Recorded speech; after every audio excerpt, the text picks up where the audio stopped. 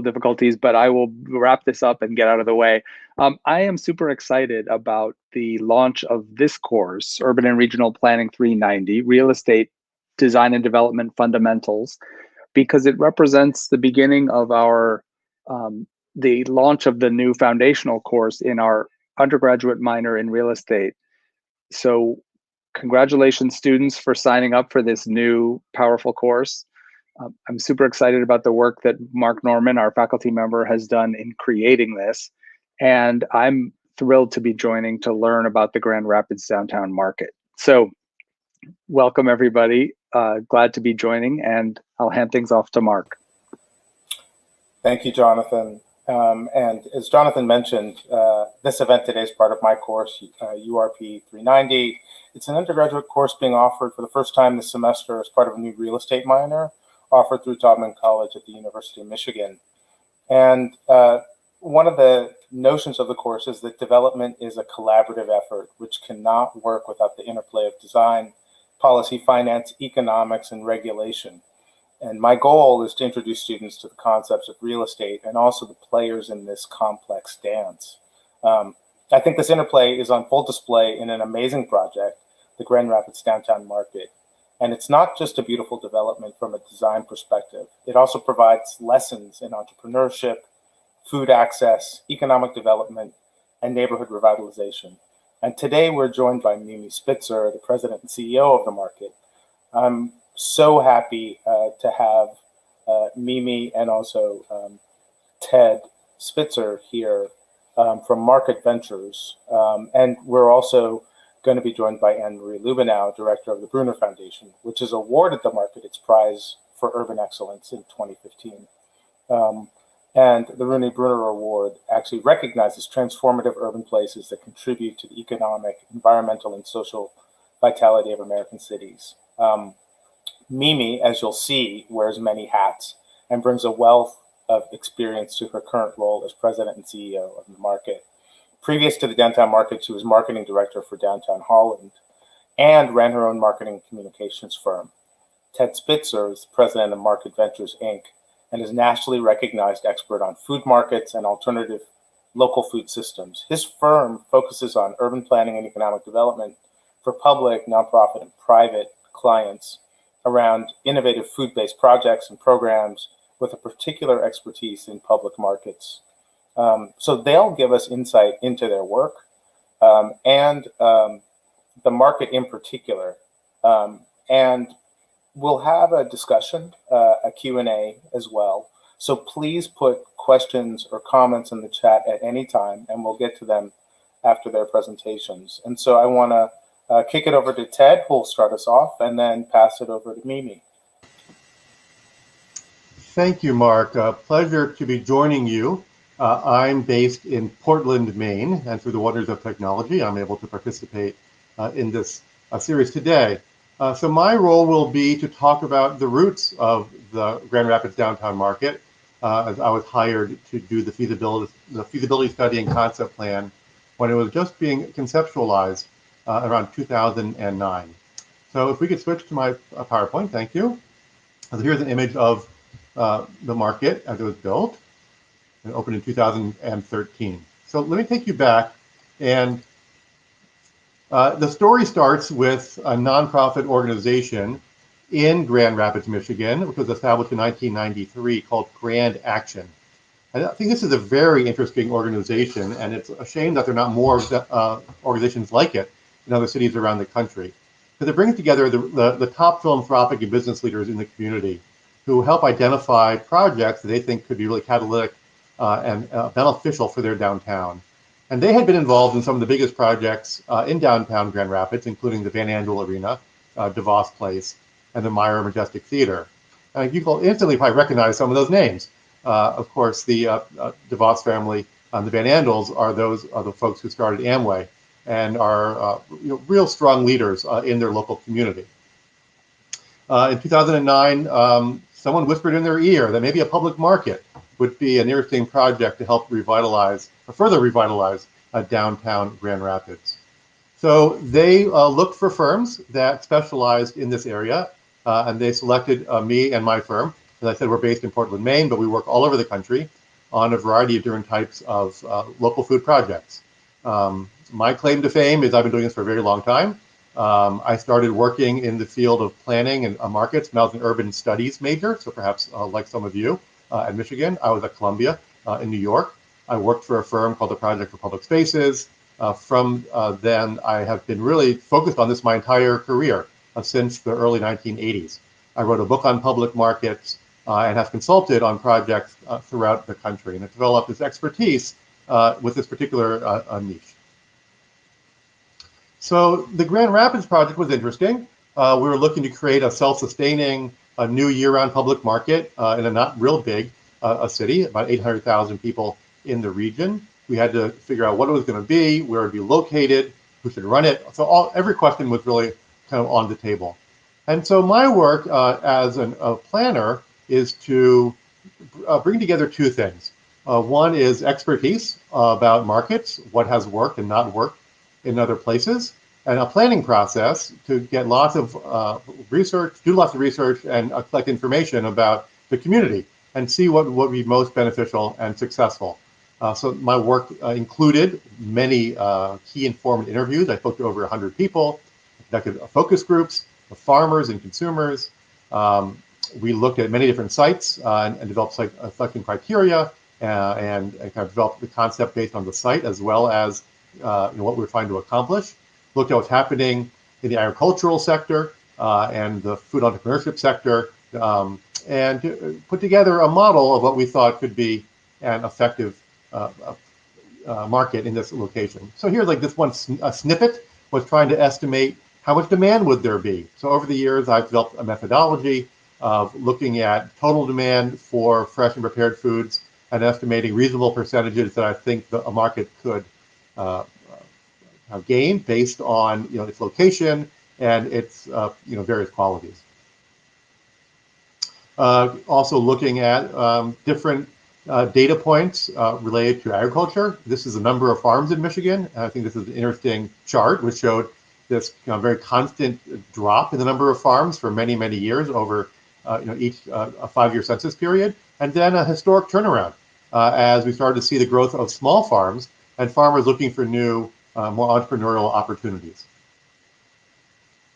Site selection, again, is very important, where the market will be located.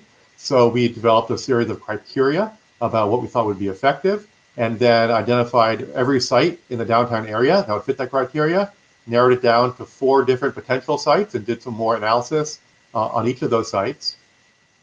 And then selected a site just on the southern edge of downtown. It was called the Sonneveld site, because there had been actually a produce warehouse there. It had been vacant for many years. It had some really great qualities. It was adjacent to the highway. It was good size, pretty easy access. But it also was right outside of the edge of downtown. And we decided that this edge property would offer really the greatest opportunity for impact because by revitalizing this area, it could have a great spin-off effect to the adjacent community. But it was also really important that we were next to a highway because consumers at public markets come from a fairly wide geographic region. So having both qualities made it really, we thought, very beneficial. But it was perceived as an unsafe location outside of downtown. We received some criticism from folks who felt it really should be in the heart of downtown. But this is what we recommended, and this is where the market ended up being located. After the end of the research period, as we were developing the concept, I identified a number of what I called development program principles, which are really the key strategies which I thought could drive the planning and eventually the operation of the market. So these include making the market the center of local food excitement. A number of things were happening around local foods, and we wanted to be at the center of it all. We wanted to have a complex group of functions at the market, which would provide multiple income streams. We wanted it to be big enough to be a regional attraction and attract tourists, but not too big that we would exceed either potential demand or supply. Ideally, we wanted it to be phased, and we wanted to have a focus on production. So vendors would make the products in the market, ensuring the market could be unique, offer unique products and a unique experience for customers. Public markets are mission-driven entities. We expected to require a substantial amount of government and philanthropic dollars to make the project work. And so by having a clear mission for the market, we would be demonstrating its public purpose. And so crafting the mission was an important element of creating this public market. And so we identified what we thought would be most impactful and important for the community, and also would be attractive to a variety of funders. So this is around supporting the food system and farmers in the area, providing opportunity for local entrepreneurs, and supporting community wellness through education about farming, food, nutrition, and healthy lifestyles. As part of the plan, we originally intended to use the buildings that were there, and there were actually a set of 5 different buildings that had been constructed over various years. And so we had a really complex set of uses for the project. Not everything remained when the project was actually built. So there was no housing, there was no craft studios, but almost everything else actually ended up being part of the project, including a shared commercial processing kitchen, event space, rooftop greenhouse, and of course, much in the way of restaurant and food retail. Part of our work was also identifying who would own and operate it. We ended up recommending that the Grand Rapids Downtown Development Authority, which is a publicly chartered authority which owns a bunch of property in the downtown, they should keep ownership of the property, both because it was the kind of easiest way to make the project happen, and should the project ever fail, it would return to a public authority to figure out how to, figure out what to do with that property. Luckily, that's not at all the case, but it was a comforting notion for investors to know that there would be a public sector potential ownership in the end if things turned out to be really bad. We created a new nonprofit, Grand Rapids Downtown Market Inc., which is Mimi is president of, and she'll talk more about that.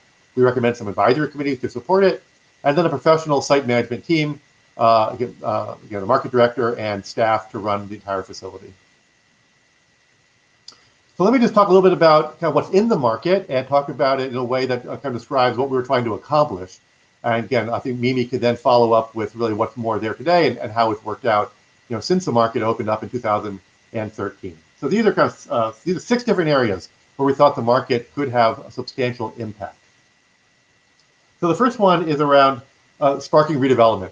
And as I mentioned, we chose a site on the very southern edge of downtown.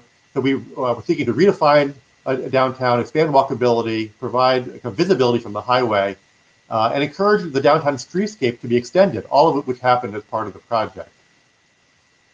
There were a bunch of vacant warehouses when the project started, with no real suggestion that they'd go anywhere, that they'd been vacant for many years. And right as the market opened, these warehouses were converted into housing and retail. So immediately, even with the signal that the market was coming, we saw redevelopment in this neighborhood, which is extremely exciting. And in a place where almost no one went, we now had, at least as of a few years ago, 250,000 people a year coming to a formerly desolate part of the downtown. The market would aim to create jobs and have economic impact. So the lower level, and this is a graphic of how the market is laid out, has a market hall with room for about 21 independent food businesses, as well as several restaurants, brew pub, and office space, plus an outdoor market shed. So this is a pretty close representation of how the market was actually constructed. We predicted, as part of the feasibility study, that we create a little under 300 jobs in the market, provide opportunities for dozens of entrepreneurs, and stimulate the creation of about 1,300 jobs and $775 million of economic impact over a 10-year period. Turns out we were wrong. We actually, by 2015, had created more than 300 jobs in the market, launched 30 new businesses. Over 100 entrepreneurs had used the shared commercial kitchen. About 60 farmers used the outside farmers market, and about 45 craft vendors used it as well. And our estimates for sales in the market were exceeded by the 3rd year. The 3rd area we thought there would be support would be around entrepreneurship and innovation. So we designed the vendor stalls, many of them to have food production happen right in the market, so you get all the smells and the interest and the innovation of food being created. The 2nd floor has the shared commercial kitchen, which Mimi operates a kitchen incubator program to support startup entrepreneurs. That's also used by vendors some of the times.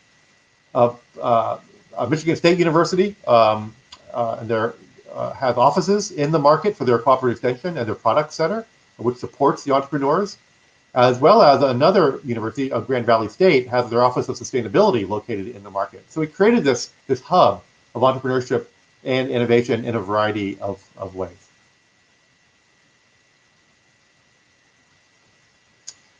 The fourth goal was around promoting community wellness. And so as part of the feasibility study and the concept plan, I proposed that there could be this three-pronged approach for combating obesity and diet-related disease in Grand Rapids that could be focused in the market. Part of it was access, providing ways, physical ways, financial ways for people to access fresh food in the downtown. So that we moved a bus line so there'd be easy bus access. We're adjacent to local communities, and so very close, nearby physical access to the facility. We'd also promote combat obesity, not just through access, but also through education. And so there are a variety of educational spaces created in and around the market, including the rooftop greenhouse to teach kids how things grow and get them excited about healthy green vegetables and other foods. We had a hands-on teaching kitchen, first of its kind really in the country, with height-adjustable cooking surfaces, so kids learn how to cook and stand. A 7-year-old could stand at a cooking surface, or you hit a button and it goes, and the cooking area can go from 36 inches, normal kitchen counter height, down to about 30 inches, so young kids can cook within the market. And then we try to make it really exciting and to make the market a place and the products there really exciting, so kids will change their dietary habits. And Mimi can talk more about this, but she and her crew have done an amazing job with kids camps and other things to take this idea and really embrace the notion of supporting community wellness at the market. The high school, the Kent County School District, also is located as a tenant in the market and runs both culinary and health programs for high school students. So we have on a regular basis students in the market using a variety of facilities, including those that they rent themselves. Another piece of community wellness was the building itself. We were the first gold LEED public market in the United States with a variety of innovations, including the first, because of the rooftop greenhouse, the first food production point that was awarded for a LEED building. So here you get some nice images of the hands-on teaching kitchen and the kids and adults who use that. The fifth area was around strengthening and celebrating the local food system. So again, the greenhouses were for education, but also to help gardeners to learn, and so to take the training that could help happen within the downtown market and have it diffused throughout the community, as well as farming training for farmers in West Michigan. Again, in addition to the hands-on teaching kitchen, there's also a large event room that has a demonstration kitchen that has many programs throughout the year with chefs and others. And we have the outdoor farmers market space. So lots of different places to the local food system is kind of centered at the downtown market. And finally, the downtown market was meant to bring together diverse people. And so the market does that through its location, by being adjacent to local neighborhoods, to be really designed for sociability, as well as room for lots of people to come and park, because we know that many people come by car. Access to public transportation, and adjacent to a park that allows more programming activities to happen. So just a little bit about the timeline. Again, I was hired in 2009 to do the feasibility study. That was completed by the fall of that year. The project then entered the pre-development phase as we retained the site, did fundraising, of course, the design and engineering and additional planning work. I was involved for most of that time, assisting a grand action through that process, and they hired the architects. Mimi came on about a year before the market opened, and then we opened up in 2013. The original budget was $28 million, ended up being about $30 million a project. A mix of public and private money went into the market, so some very generous local philanthropy supported it, as well as a good deal of state money supported the market. Ribbon cutting was in May in 2013. As Marc mentioned, the market was a winner of the 2015 Rudy Bruner Award for Urban Excellence, which I'm very proud. It also won the 2015 American Planning Association Excellence Award in Economic Development Planning, the top economic development planning award in the country.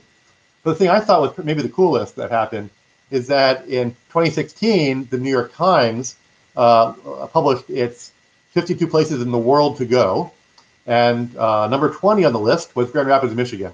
And as you can see in the paragraph on the right, about, I don't know, about a third of the description about why to go to Grand Rapids, Michigan was to come see the downtown market. So as a regular subscriber to the New York Times, I was really glad to get that edition of the newspaper.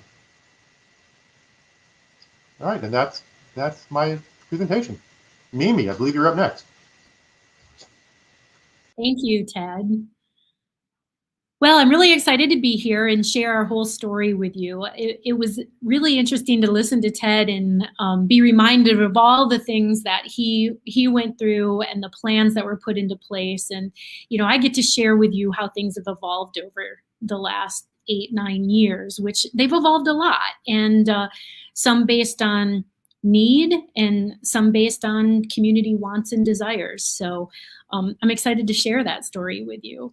As Ted said, I was hired in 2012, a year before we opened. And prior to that, my role was in marketing. I had zero experience in running a public market. I had done marketing for a farmer's market and promotions and events for that.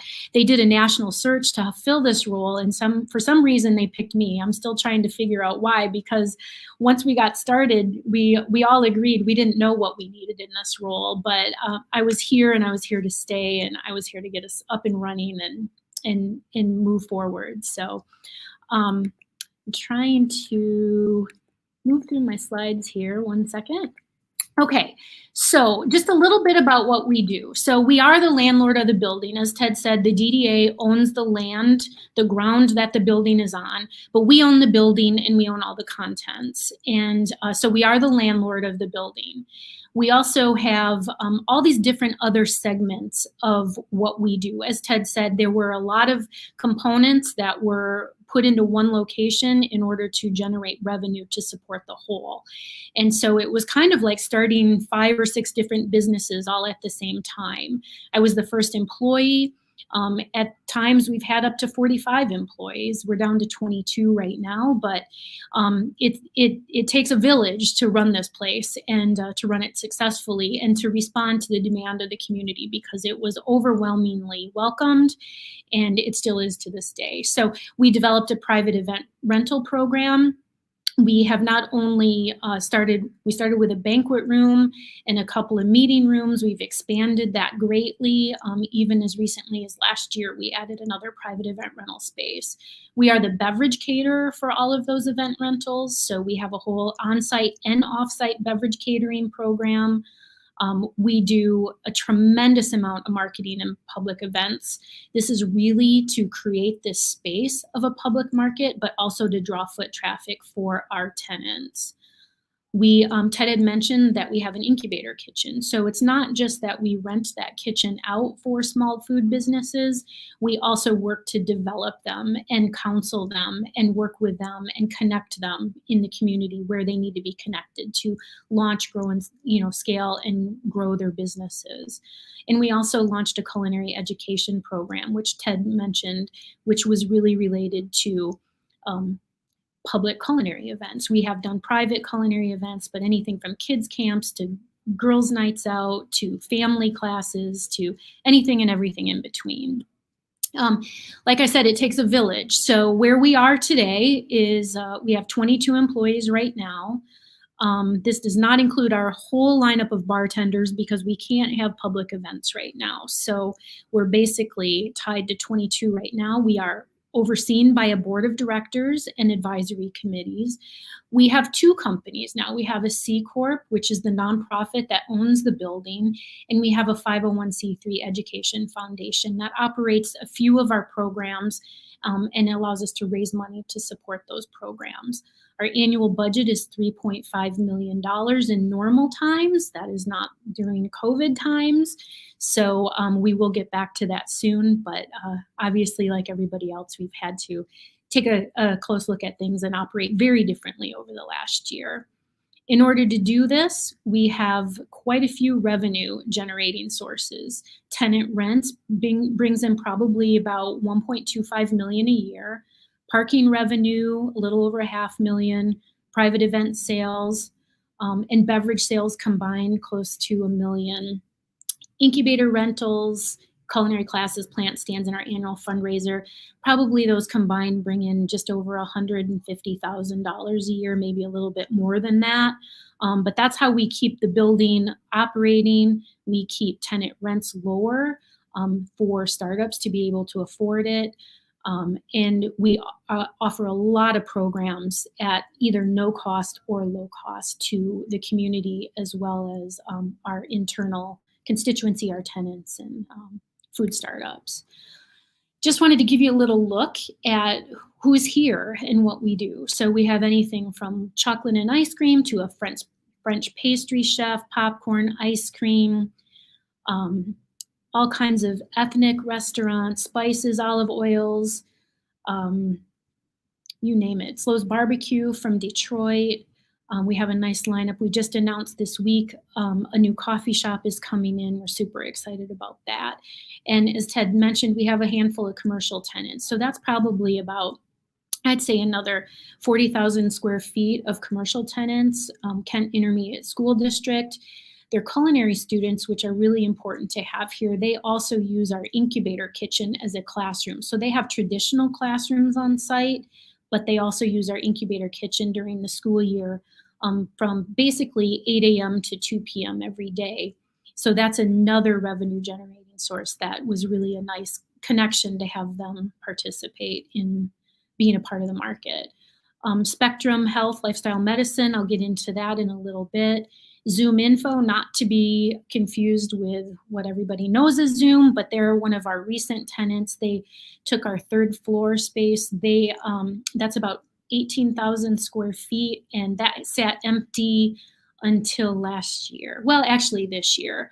No, it was last year. It was 2020. It's all kind of going together with COVID. So they actually built their space out, completed it, and came in and were able to be there a week before the shutdown and have been remote ever since. MSU Extension is also a good partner with us, as they work directly with a lot of our food businesses. So I want to talk a little bit about the pivots that we've made. Ted talked a lot about what was initially there or what we had hoped to have or operate as, and we've had to change some things over time. So even as early as before we opened, during startup, and then after we started, and then of course over the last year, we've had to make a lot of pivots as well. The first one, this one happened, this came out of the blue. I had the job offer, accepted it, and they called me and said, we have a problem. So the ad agency that was hired to concept the branding came up with this great acronym. They wanted to be like MoMA or BOMA or Soho or, you name it. And they came up with DOMA. And you can see where they got the DOMA from Downtown Market, except they clearly didn't do their research. DOMA is the Defense of Marriage Act, which is something that at that time was very much in the news. And it was not a positive representation on the downtown market to have an acronym that mirrored the Defense of Marriage Act. So I immediately went to work, even though I wasn't on the payroll, and quickly changed to DMGR. You can see where we had that. I immediately had to change website addresses, emails, Facebook, you name it, all the social media, everything had been set up for DOMA, and did not go over well, made it in the media. The community was in an uproar. So that was my welcome to the downtown market, and how I had to course correct that actually while I was in the middle of my other day job. So we got that back on track, and I think we finally, after all these years, nobody remembers that anymore, but now you guys know, so don't tell anybody. Startup pivots. There were quite a few. Funding, I'll go through these very quickly. There just wasn't enough money to start up, so we had to figure out how to get it. So we sought additional funding for restaurant tenant allowances to start the greenhouse. The donors kept asking, when is the greenhouse going to open? Well, they didn't give us startup money to buy plants, so we had to find some money for that. Culinary education, the small wares. We had to buy essentially 7 kitchens full of everything you need for a kitchen. And we had to do it 7 times over, and there were so many more things. We had to take out a loan for our commercial tenant office, the tenant allowances for that, to even be able to begin to attract folks for that. We took out a $500,000 term loan for that. We needed a line of credit for emergency funds. Again, we didn't have enough startup capital to really put the things in place. And, the money was critical to keep the doors open. We changed our parking. Originally, it was 90 minutes free.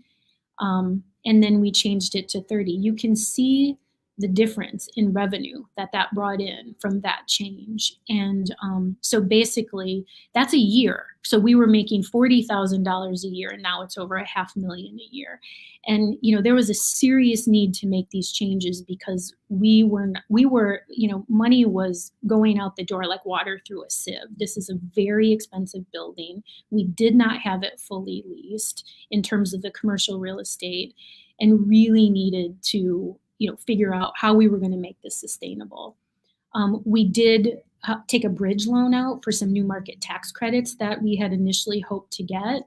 That did not go through for a variety of reasons. And at the end of the day, the market decided they didn't want those new market tax credits because of the burden and the restrictions of those in place, as it would relate directly to a public market. For example, if we had a brewery here that had a lot of takeout, you couldn't have more than 50% of your sales be from takeout. We do have a wine and cheese shop, and that was a problem for them. So we would be restricted from having businesses like that in our public market, and we decided that wasn't anything that we wanted to do. So we let those new market tax credits go. At the very beginning, this was kind of my launch into real estate right out of the gate. We had hired a broker. Well, this broker was in place to lease the place out, all of the market hall, the restaurants, all the commercial spaces before I even started. And we were supposed to open on July 1. I had started in September the year before. By January 17, we had 0 leases signed, and Ted stepped in and met with our board of directors. He flew in from Maine and said, you guys have a problem. You have everything Mimi is doing. It doesn't even matter, because none of it is going to happen because you don't have tenants and you won't be opening. So I got thrown into leasing. I'd never done it. I didn't know anything about real estate, and I quickly learned. And it became my only focus. So every single thing I was doing to build programs and people and marketing and anything and everything was just simply paused immediately. And all I did was leasing. And I think by April, I had 13 leases signed. So that only happened through a variety of things, lots of hand-holding, new tenants. We were very focused on startup businesses and local entrepreneurs. Leases are super intimidating to them. And so one of the things I did right out of the gate was sit down with our legal counsel, simplify those leases. And I would sit down for hours and hours and hours with these tenants and walk them through every single piece and part of that lease and get them to finally sign a lease. We also used a lot of our tenant allowance dollars that were allocated to incentivize tenants to come to the market. We use them for infrastructure improvements within those spaces, so they weren't actually allowed to go to the tenants. For example, we wanted to move where a butcher and a fishmonger would go, and they both wanted to have cooking, and so they needed larger spaces, and those 2 spaces were already under our greenhouse. The greenhouse was already built out, so I think it was a couple $100,000 we had to use to put the HVAC infrastructure in to be able to accommodate cooking in those spaces, because it all had to go all around the greenhouse. It couldn't go up straight through the greenhouse. We also realized very early on that the tenants didn't want to invest in the purchase of food display cases, especially refrigerated display cases. They're very expensive, and tenants didn't want to spend the money on that. And our architect said you can't have a public market without display cases. So I think we spent about $150,000 buying those display cases. So we own them, and now they're leased as part of the spaces with the tenants as they come and go. We also, we didn't have enough money for staffing. And we also didn't have enough staffing. And the market right out of the gate just exploded in popularity, especially our private event rentals. So what we could do was contract staff. We had a lot of part-time staff. Everybody did everything. And we even found ourselves limiting programming because we didn't have enough staff. So the event rentals, we couldn't accommodate and book everything that people wanted because we just simply didn't have the people to run them and operate them and to be here, as popular as that was. Some of the donor and community expectations, we certainly pivoted in that area. So the community and donors really thought that the downtown market was going to be a food desert solution. But the reality is that there were artisan food vendors, and the cost for artisan food vendors with the ingredients and the high quality products that they use was much higher. So there was definitely a cost difference that came out of that.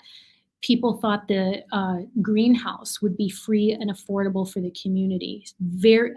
Greenhouses are in abundance in West Michigan, and ours was very costly to operate.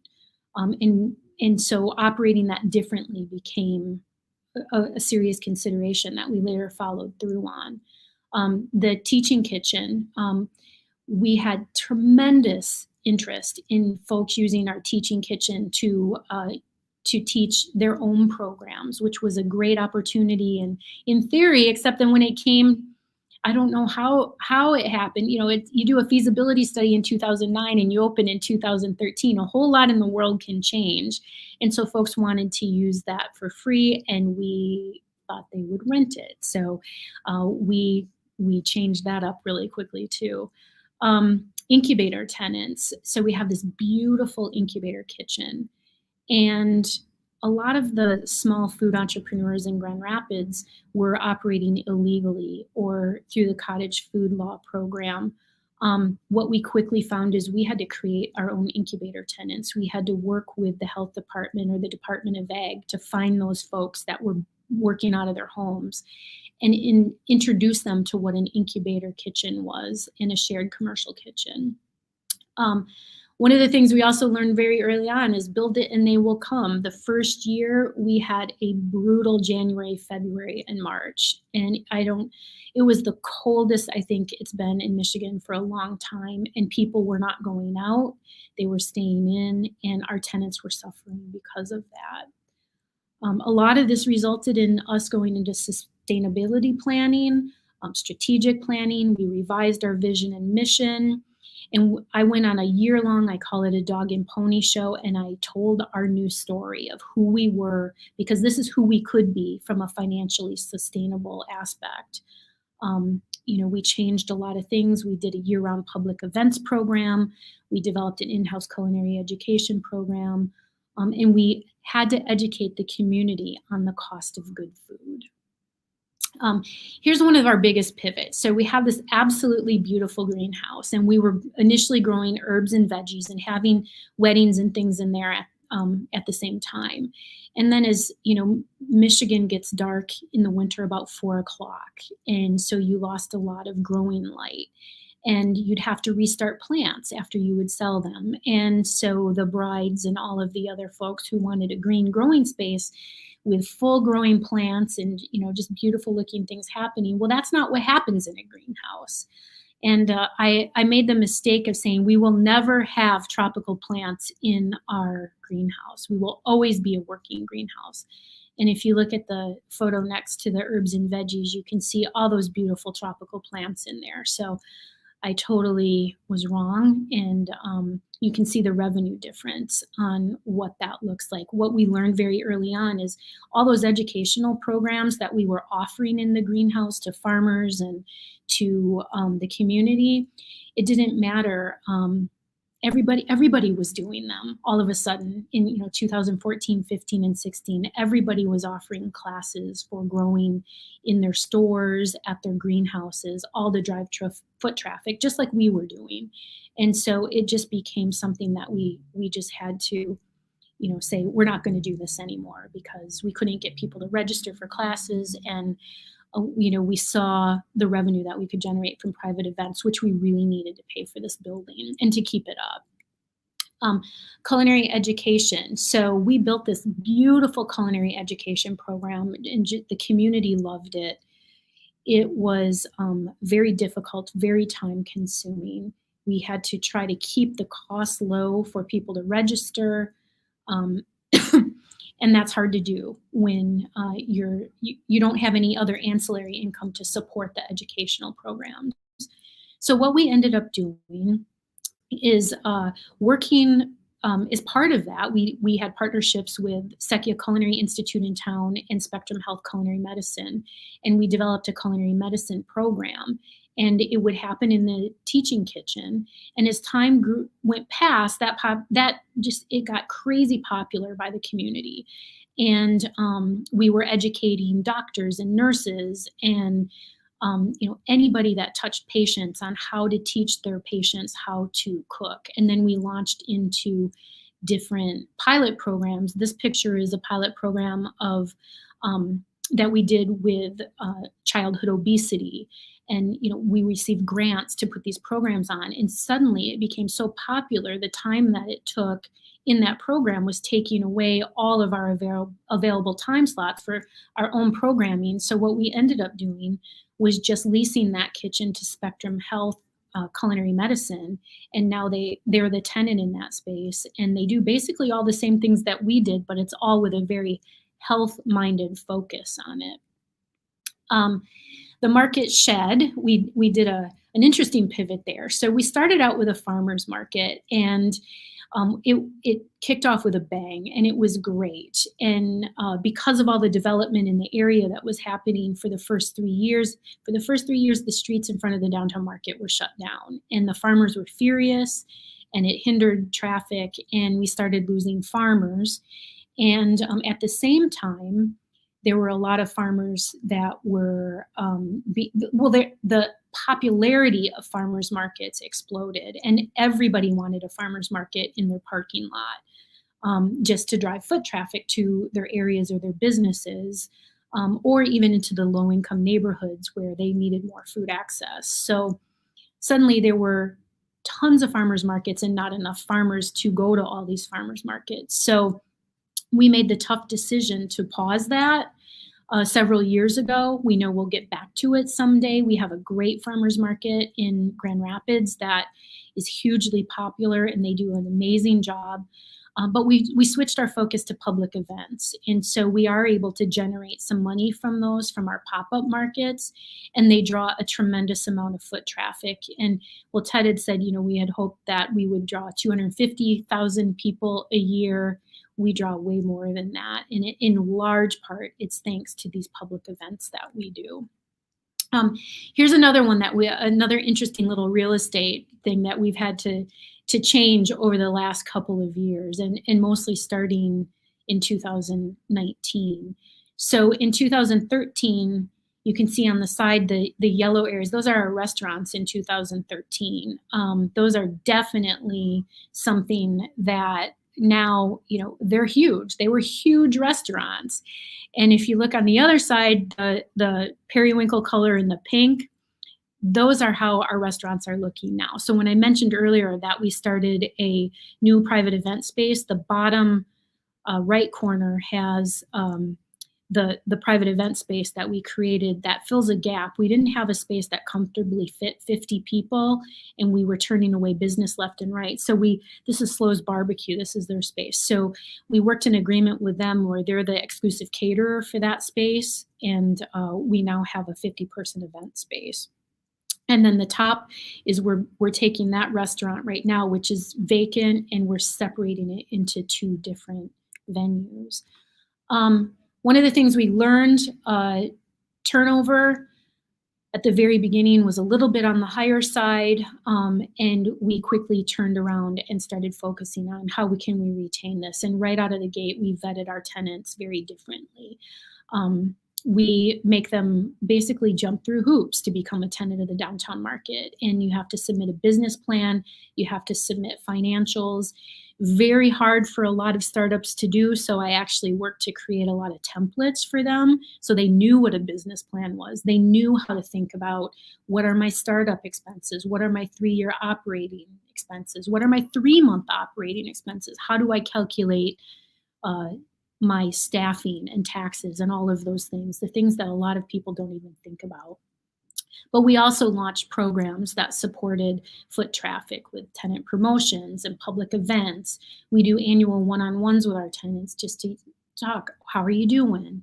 COVID-19, we had rent deferrals for a couple of months, and that's one thing that we did that would really help save some of our tenants.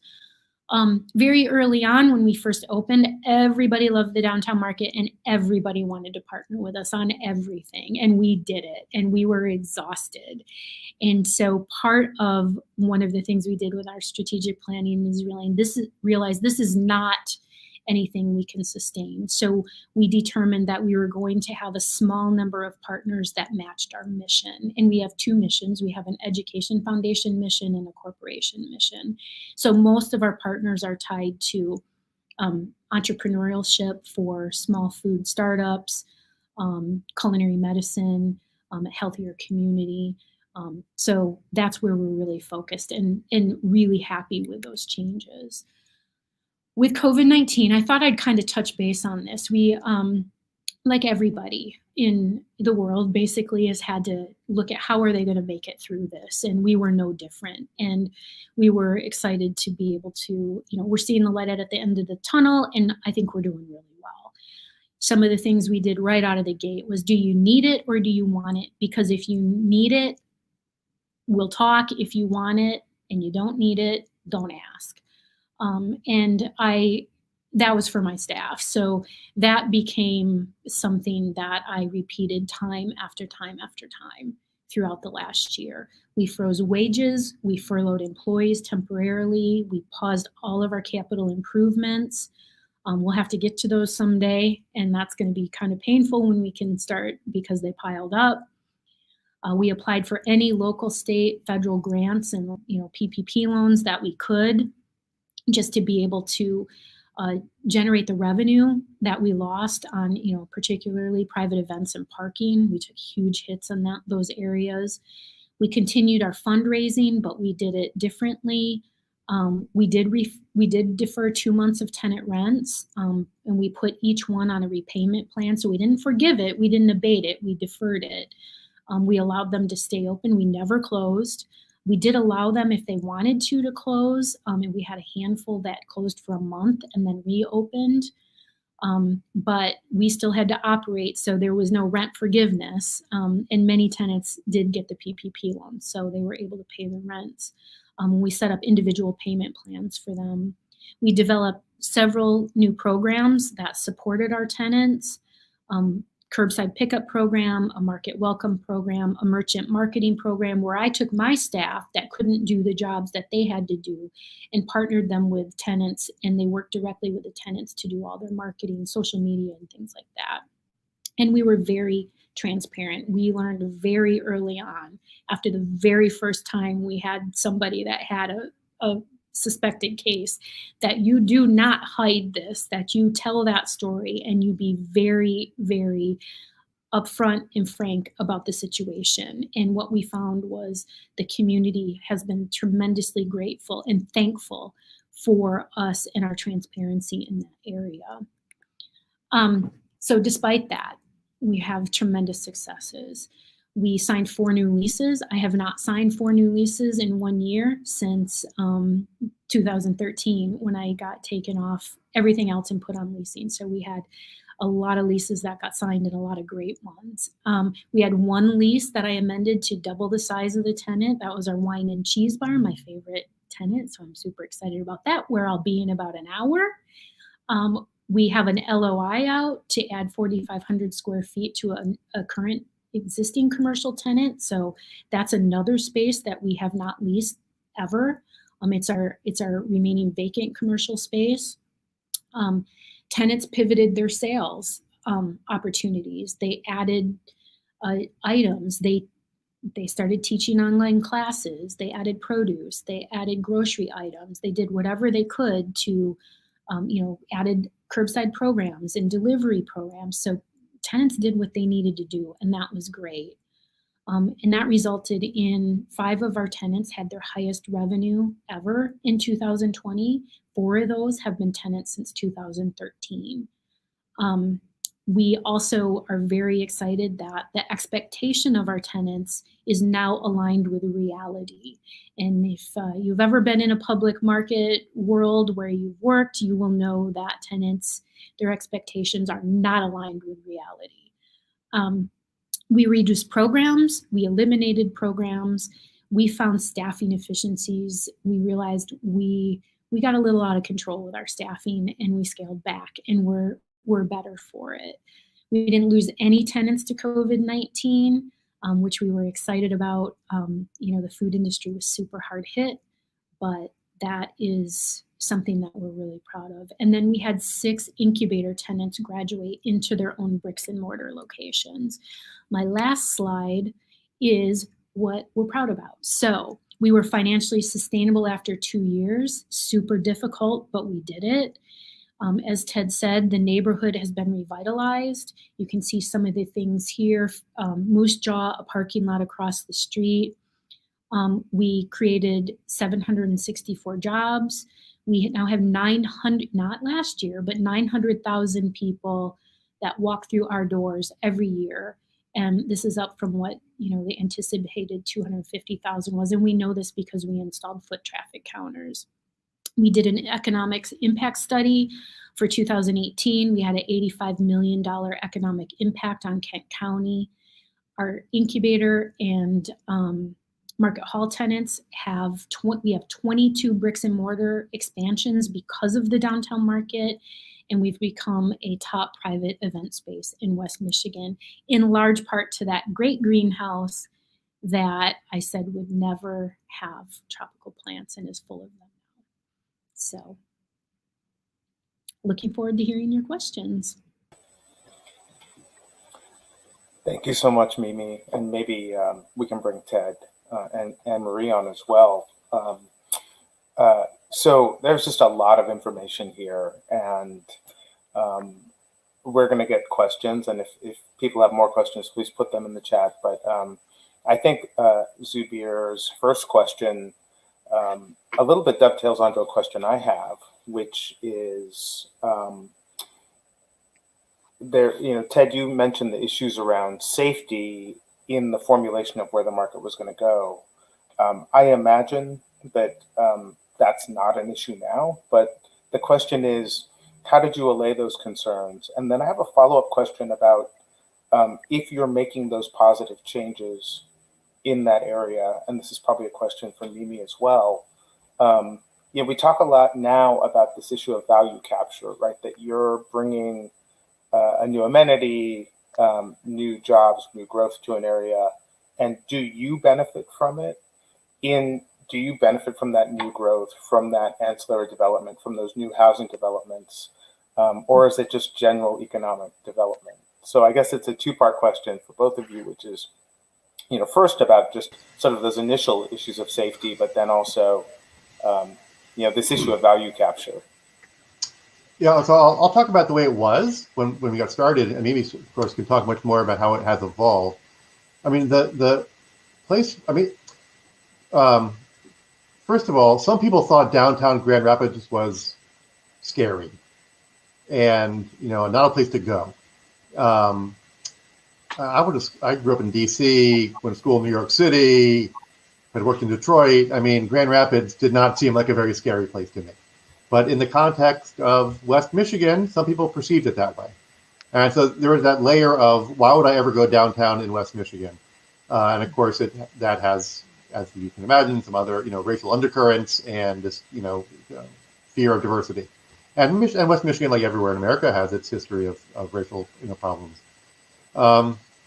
The neighborhood we selected wasn't particularly dangerous if you looked at police statistics, because there was no one there. It was like an empty neighborhood. And so there, I think, was a little bit of property crime, but there was almost nothing else because it was really like a vacant zone. And so people had some fear of people hanging out in the park. There was homeless nearby.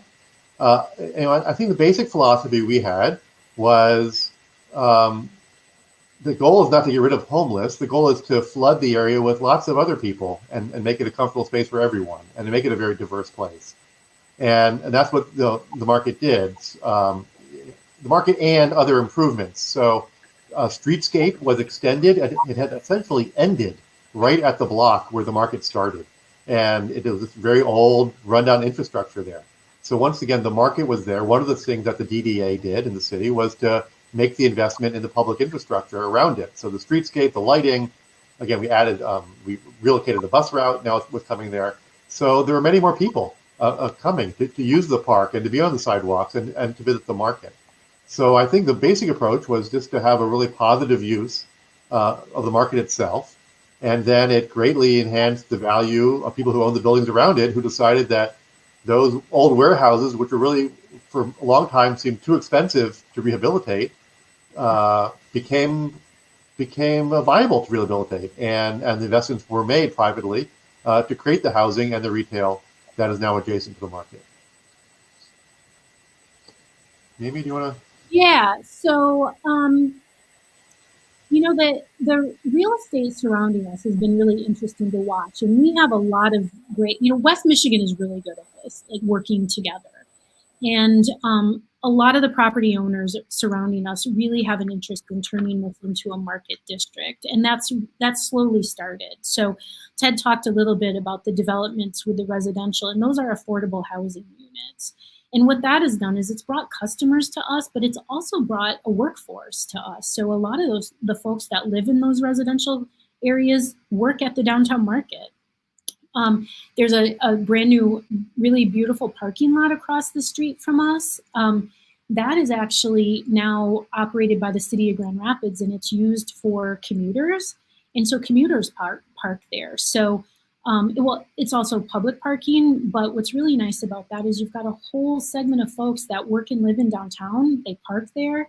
The Dash bus route, which drives through downtown, bringing commuters to work every day, is bringing folks from that parking lot, and they're stopping at the downtown market after work and having dinner or a glass of wine or buying some groceries. So that's really been helpful. We also have, the commercial buildings. You saw Moose Jaw, they're right across the street from us. And anytime you have more retail or restaurants surrounding us, it's going to bring more business, and it's really going to help develop the area. So we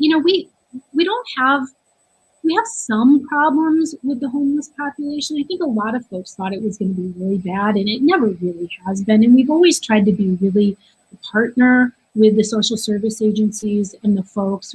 To us, it's important to develop relationships with the homeless population. If you garner respect, they're going to respect you back. And so that's really what we try to do. Not to say we don't have a problem here and there, but it's not, it's not a big deal. Yeah. So I want to bring Anne-Marie Lubenow into the discussion because your foundation awarded the market its Urban Excellence Award, the Silver Prize, I believe, in 2015. And I'm wondering sort of what you saw in the market, what represented urban excellence in this context. Sure, and thank you for inviting me to be a part of this conversation. It was interesting in preparation for this. I pulled out the case study, which I wrote about the project, and realized it was about 6 years ago that I first met Mimi in, I think, March 2015. So the market was, still in its sort of startup phase. And just a little bit of background, the Rudy Bruner Award is an effort to really seek out, to uncover how we make truly transformative places and to recognize that it is more than just design. It is, there are a lot of different factors that go into it. And interestingly, too, we have among the 88 award winners in our network, at least 6 projects that involve markets. So another one of which Ted has been involved in. So I think one of the things that resonated with our selection committee, so for each cycle of the award, which is biennial, we have a 6-member selection committee, which reviews all the applications and picks 5 finalists. And then a team from the Bruner Foundation goes out and spends 2 to 3 days on site, spending time, getting to know the project and really trying to kind of dig into the story of how it came to be. And so the first step was our selection committee going through all of the applications, and what resonated with them for this project, because a number of them were familiar with markets, were the components. It was more than just a public market. It had the educational component, it had the social ambition. And I think also just thinking back to the story and even just looking at the case study that we captured was the narrative of the community of kind of what made this project possible. So the ambition of the community, the idea that this project was building upon previous projects that were investments in downtown Grand Rapids. And the idea that it was really meant to be, a civic anchor as part of the community. So I think those were some of the characteristics. And then I think, and I'm happy to come back to this, but also the notion of, again, our case studies and our awards are made at a moment in time. So we awarded the project based on, the snapshot we got in 2015. And what's really wonderful to hear is the evolution. And I think what we internally at the Rudy Bruner Award often refer to what makes it an enduring project and long-term sustainability is this ability to pivot, and which Mimi so ably demonstrated with the stories of the various dimensions. In fact, some of those were ones that we had highlighted in our review and our selection committee commented upon. We're sort of like, well, we're not so sure, how will the long-term sustainability how will that work out? And the fact that Mimi and her team were able to address challenges and pivot and to take different approaches, I think is a great demonstration of that. Yeah, and actually, I'm just going to give a shout out to your website and your case studies, because I know that both Ted and Mimi went through the numbers very quickly, but the case studies actually, unlike a lot of other ones, are very in-depth about the financing, the partners, and how these things worked in collaboration. So all the case studies, I think, are just really robust in that way. And it actually leads me maybe to the next question from John, who I think dovetails on a question I had for you as well, which is, you talked a lot about how you had to pivot in various ways. And so his question is around, was there ever a kind of notion of what would happen if just everything went south? And maybe building on that, I noticed that, the majority of the funding, more than 50% of the funding, comes from foundations and the rest from grants and other things. And so do you see a market like this as replicable? So maybe a 2-part question. Well, I can actually answer the first one, which was the alternative use.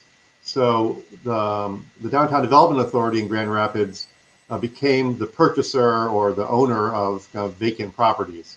And so they had, I don't know how much they paid for it, but they bought these warehouses when the old produce wholesaler, closed up shop. And the alternative use of those buildings was most likely to be a parking lot. So I thought our standard was fairly low if we could demonstrate that we could have a return to the community better than the parking lot, and of which there were many at the time, and still, of course, a good number in downtown. So there were not other competing ideas for that space. And again, I think what's really important to understand here is, and it gets back to Grand Action, which is when Grand Action decided to pursue a project, and its board of directors, its leadership are some of the wealthiest people in America who have proven their commitment to downtown Grand Rapids, there was a sense that this would succeed. And so people took signals from that. And so we talked about already the owners of, or the developers who purchased those old furniture warehouses and others, which were actually sinking into the peat or something. I mean, they were not in good shape. Those big warehouses that were adjacent, so they were expensive to rehab. But when Grand Action signaled it was going to do a project, it was going to do a project, and people knew that. What's interesting, I think, what Mimi has highlighted is that when you're working for some of the wealthiest people in America, you expect that they provide all the capital you need to make it happen, and they didn't. And it led to a lot of stress for the development team, and certainly for Mimi. So that was a curious, I think, part of the project, that we had this period between when the feasibility study was done, which I think, and of course I wrote it, so I'm proud of it, but it was a pretty complete feasibility study, but it didn't answer every question by any means. And then you enter into the development period, and not only had Mimi not done this before, but of course the Grand Action people have never done it before, nor the DDA. And so they treated it probably too much like a real estate project. Well, we'll build it, and that's what we do. We build things like convention centers, and then we'll find some operator to run a convention center. And I don't think they appreciated that this is really building a business, that the building is important, the real estate is important, but you're building a business, and businesses have to adapt. And I think, what Mimi has demonstrated to us is how great a job she has done, even though she can come from a background that would suggest she had that kind of broad skill set, to make it happen. So the pivoting is really critical. So anyway, a long-winded answer to say it could have been a parking lot. Luckily, it's a whole lot more than that. And I think maybe you probably could talk more about how the financing ended up being, and kind of the implications from that. Yeah, I'm going to put a smile on my face for that. So we the all was going well, and when we decided not to get those new market tax credits, one of the things that the market had done in the market's name was take out 2 bridge loans, and we took a bridge loan out for the brownfield tax credits, which we received, and so we were able to pay that bridge loan off, and we took a bridge loan out for the new market tax credits. Well, that did not happen, and so we still had this bridge loan, and the developers of the project were unable to raise the money to pay off that bridge loan, and that was $4 million. So we, unfortunately, while we had been promised a facility that had no debt, we were given a facility that had $4 million worth of debt. They were able to, over the next couple of years, raise $1 million of that to pay, just over $1 million to pay that off. And so what we did was we worked with the MEDC on that loan, and we were able to refinance that directly with the MEDC. And I think we've amended that loan 9 times since 2013, 2012. And I just did it again. I just finished another amendment last week where we extended that another 5 years. So I was able to refinance that with the state of Michigan for a 30-year term at 1% interest. So, not bad terms, but, we'll probably have to go back every 5 years, and, we still have to pay it. So we're still paying it every month, and, so I'm smiling. I also always do an acronym check, so I'm just going to do a quick.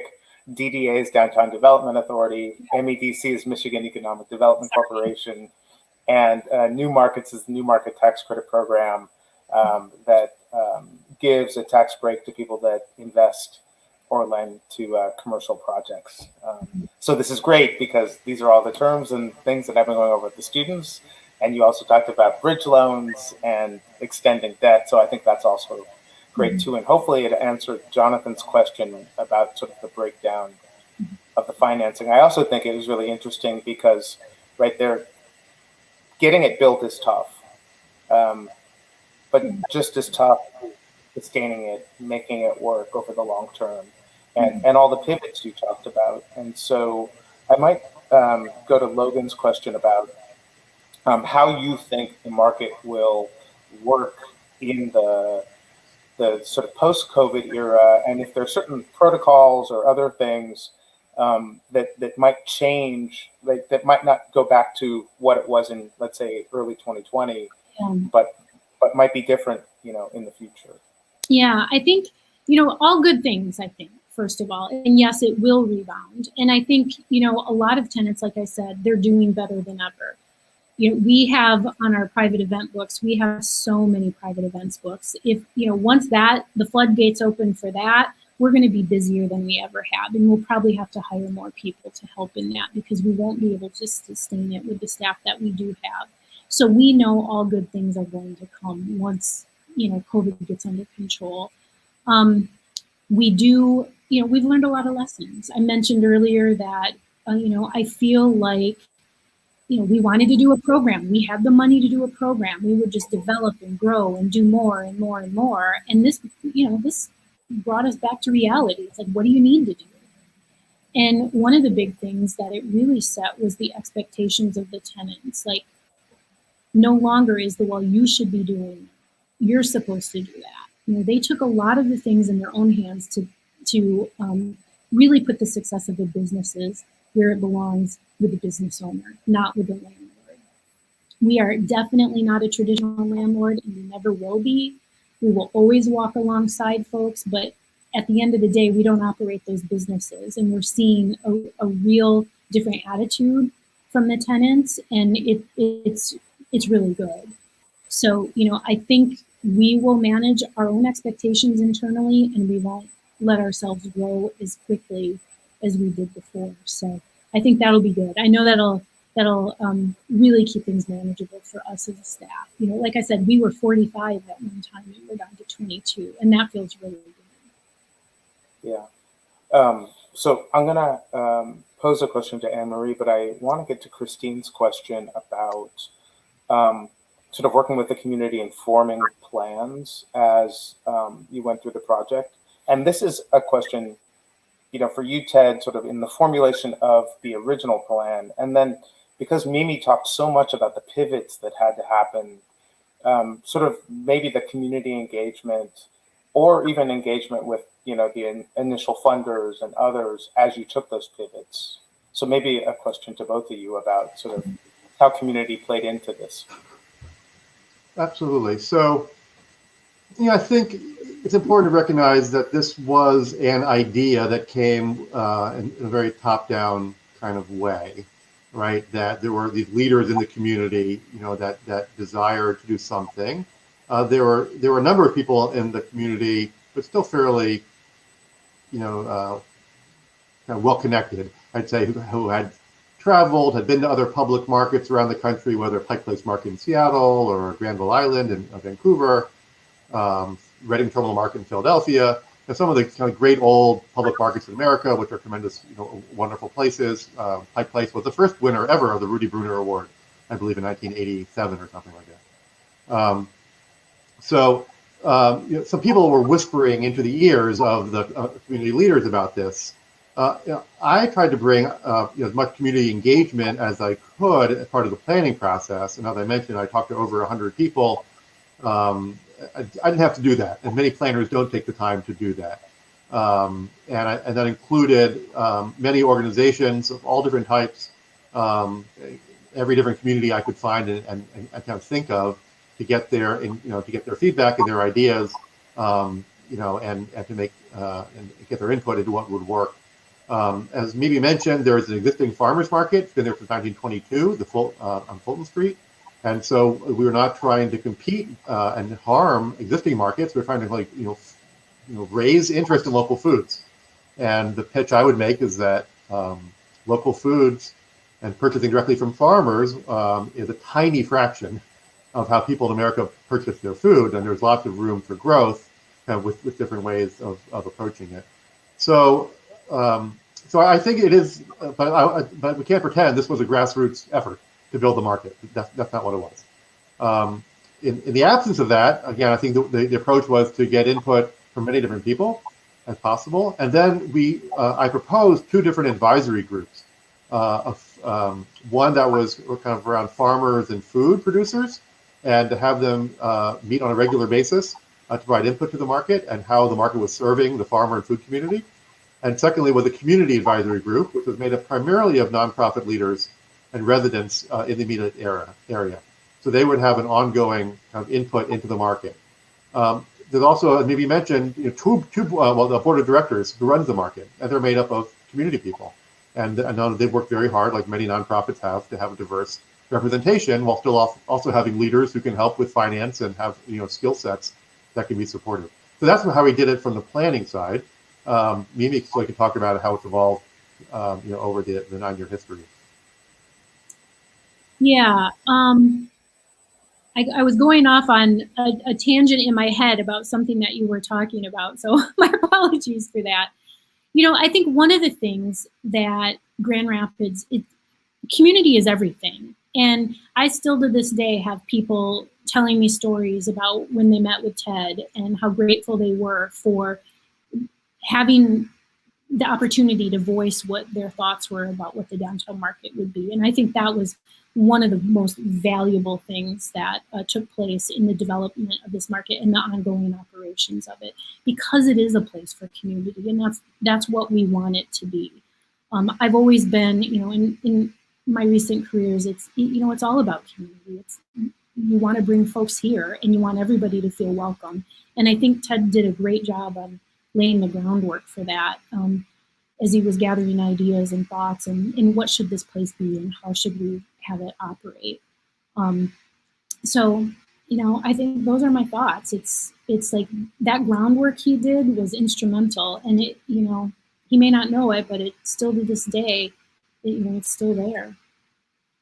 If I could add something too, because as part of our site visit process and also part of our case study process, we are interested in how these projects fit within the context of their community and city. And so one of the things that, we've had the opportunity, and I've had the opportunity being involved in the National Award Program, is spending time in different cities across America. And it became pretty clear, and it was interesting rereading the case study, that there were certain characteristics about Western Michigan, about Grand Rapids, just sort of whether it's community values and philosophy. So that part of just really being very focused on community, very proud of the kind of agricultural kind of history and narrative of the community. And in fact, just the fact, just the number of small farmers, I forget the exact statistic, was a really important part. So on one hand, there is that piece.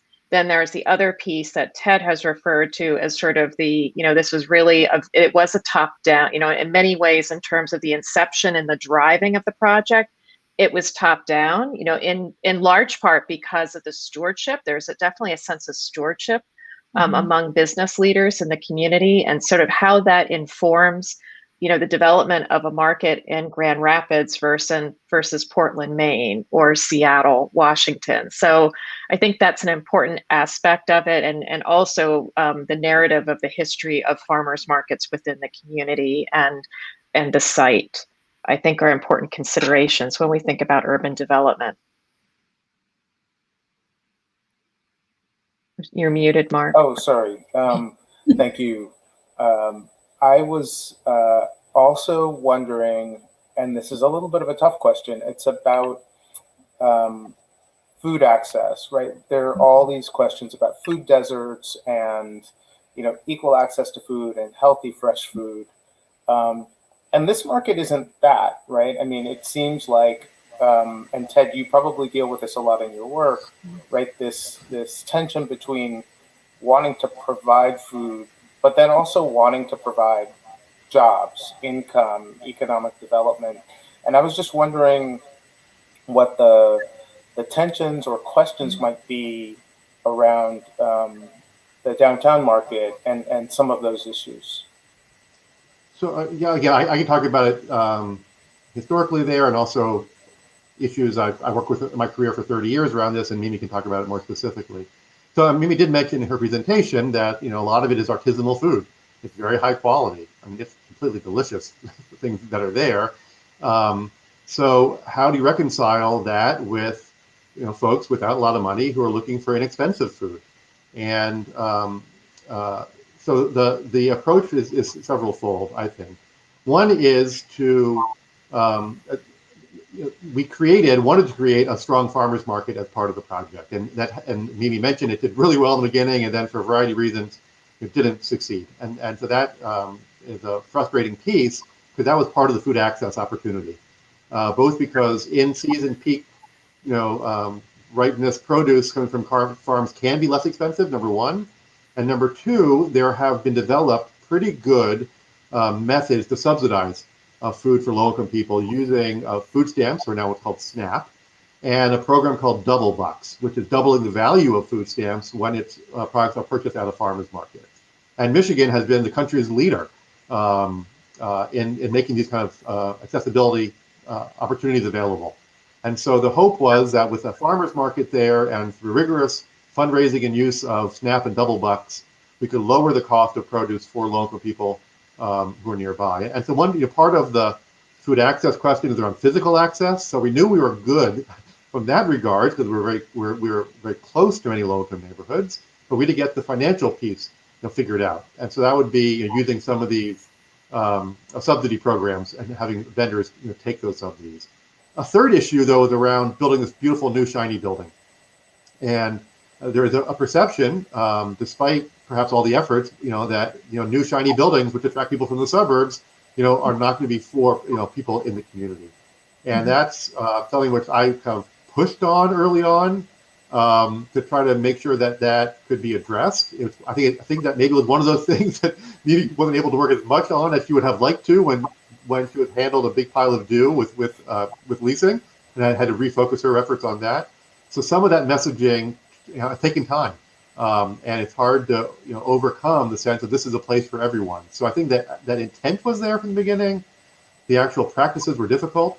There were some, as I recall, maybe you can talk more about this, but there were some minority-owned businesses in the market, and I recall they worked very hard to spread the gospel that the market was for the whole community and not just for wealthy or elite. But it was hard when there were some very high quality and more expensive products there. If you're a good shopper, you can also find deals. But so there are barriers, and it's not easy. And so I think it starts with intent, and then there has to be execution throughout. And that's a challenge, and it's an ongoing challenge, I think, for many markets. Yeah, and Mimi, but I can tell that you have an answer to this question, and we're also running up against time. So I want to add to your question, Nicholas's question, which is the question that Ted answered, but also your biggest competition that you're facing or that you see that you face. I think that's a great question because you talked a little bit about pivoting from more of the farmer's market, pivoting from the greenhouse, pivoting from the classes. So I think that's a great question. Well, one of the things that the market was, really part of our mission from the beginning was being a catalyst in, the food economy of Grand Rapids and what can we do? So we were never meant to be a place that the tenants stayed long term. We really wanted them start in the incubator kitchen, launch into our pop-up programs, become a tenant in our market hall, and then by all means graduate into a bricks and mortar location in Grand Rapids and hire even more people and add more into the economy. So that's always our challenge. So sometimes we're our biggest competition. When we're successful in those endeavors and we have folks leave, we have to fill them. And it can be hard. And especially, everybody wants to start a food business, but not everybody can. And we're very careful about that. And, I wouldn't say our competition is a restaurant or a grocery store. And a lot of folks think that. They think, Bridge Street Market's opening up on the other side of downtown. Great. You know what that is? That's a place where our tenants who produce food can now sell their products. And so we work with the Myers of the world, the Spartan Nash's, all of the other grocery stores in town to get our tenants to partner them so they're now selling their products in those places. So I guess our biggest competition is us in the successes that we have. We're running up against time, but I just want to send a sincere thanks to you, Mimi, and Ted, and Anne-Marie for joining us, for my students, for asking some great questions. This is, I think, so in line with helping them understand development and how complex it is and all the partners and players that come around to it. So it's recorded, so we'll have it for posterity. And I also hope everybody gets to visit the Grand Rapids Market now and in the future. So thank you all for joining us, and I hope everybody has a great evening. Thank you. Thank you.